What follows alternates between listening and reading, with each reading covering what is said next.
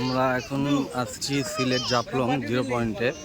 আমরা যাচ্ছি নদীর তীরবর্তী এলাকায়। ওই পাশে ইন্ডিয়ার ডাউকি বর্ডার।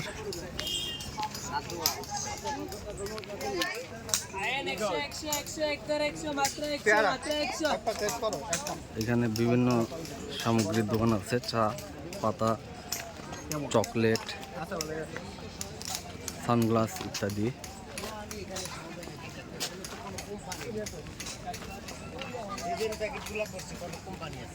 আরও আছে বিভিন্ন রকমের শিল্পাটা নিদর্শন, কারুকার্য।